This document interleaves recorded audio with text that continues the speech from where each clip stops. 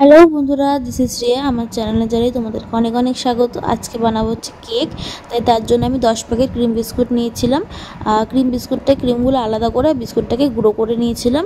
নিয়ে এখন ওই বিস্কুটগুলোর মধ্যে একটু অয়েল দিয়েছি, রিফাইন অয়েল।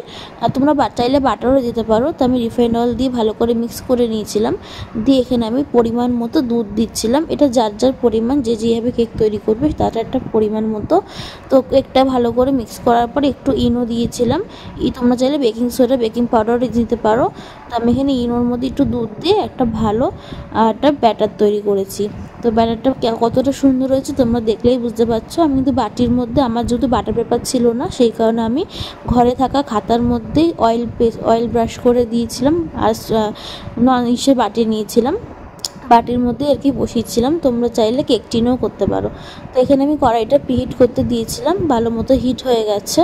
তো আমি একটু স্ট্যান্ড বসিয়ে এই বাটিটাকে বসিয়ে দিয়ে থালা দিয়ে চাপা দিয়ে দিয়েছিলাম। কোনো দিক থেকে যেন হাওয়া না বেরোয় সেটা দেখলেই হবে।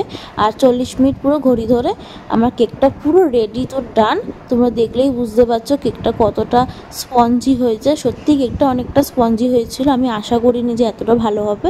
তো বরের বার্থডে যেহেতু, কেকটাকে একটু ডেকোরেশন করতে হবে, তাই আমি একটু কটা জেমস ছিল ঘরে, সেটা দিয়ে ডেকোরেশন করলাম। আমার বরের বার্থডেটা সেলিব্রেশন করলাম মিডনাইটে।